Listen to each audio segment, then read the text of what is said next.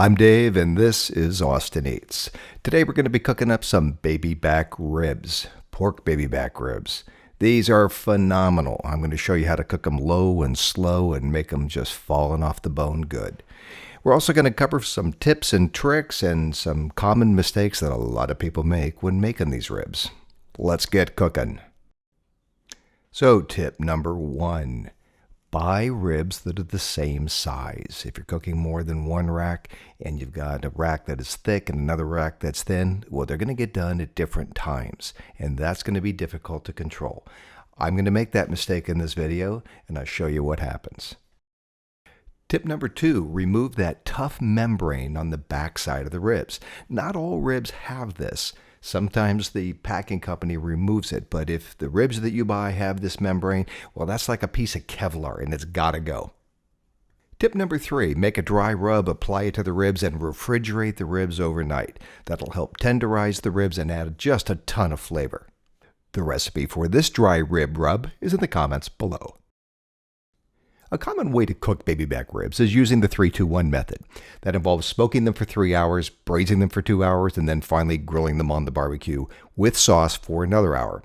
For me, that takes otherwise tender and juicy ribs and makes them basically dried out, and I don't like that, so we're going to modify this a little bit.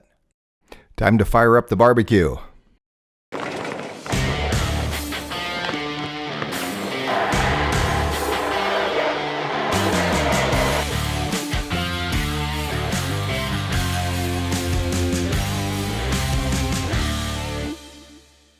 So I have my coals going, and now I'm going to add 5 or 6 chunks of hardwood. I prefer fruit wood when I'm making ribs, so I'm using a mix of apple and cherry. Then I'm going to put the diffuser panels in place. These panels will divert the direct heat and basically allow me to cook with indirect heat. Then I'm going to put an aluminum pan right on top. Mine's a little big for this, but that's okay. Just squish the sides down and then fill it up with water. That will help steam the ribs and keep them nice and moist throughout the cooking process. Put the grate back down, and now we're ready to load it up. So this is a roasting rack that I use, and I simply turn it over, and now I can put my half racks right in those slots, and it works just fine. I put the large end down, and that gives me about a 1/2 inch or 3/4 of an inch clearance between all of the racks. So I've got a lot of smoke flowing throughout and all around the meat and gives me just a great end result.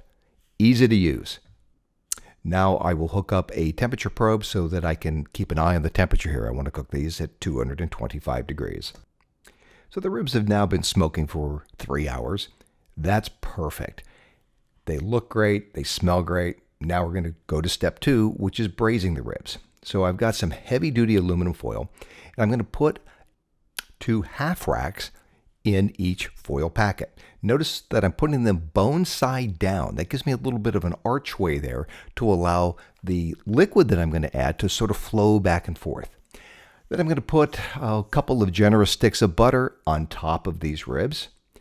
And then we're going to fold them up.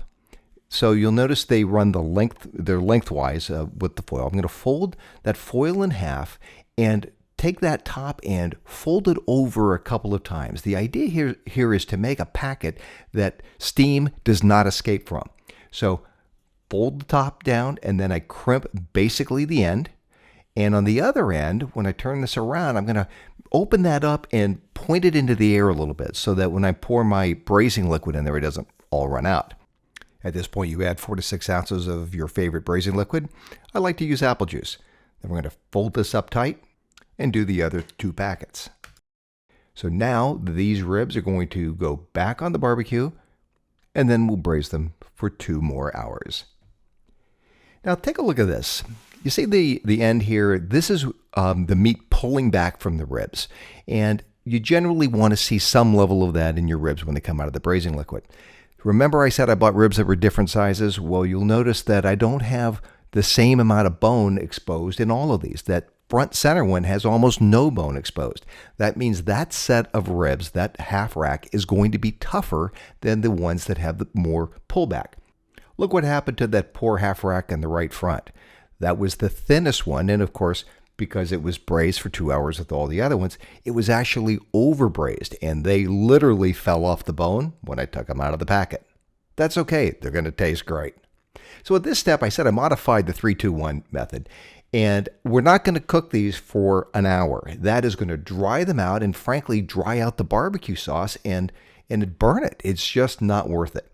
I do coat both sides, and basically at this point, I'm just letting the sauce caramelize a little bit, not a lot, just a little bit, warm them up, and they're ready to serve.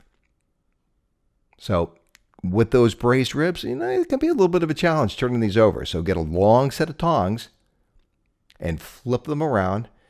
And I'm not sure I'm even going to try this one. Oh, yeah, probably shouldn't have done that. Well, at this point, that's all right. I'm going to add more sauce to these, spread it around, and then those are going to be ready to serve. Notice that I'm using a red nylon brush to spread the sauce. 2 reasons for that.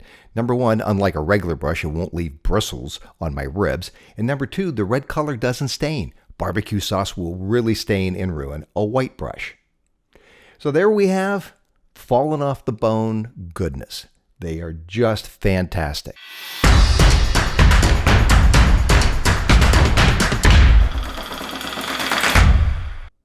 If you like the video, let me know. And please subscribe. We have new videos coming out every week. Thanks for watching. We'll see you next time on Austin Eats.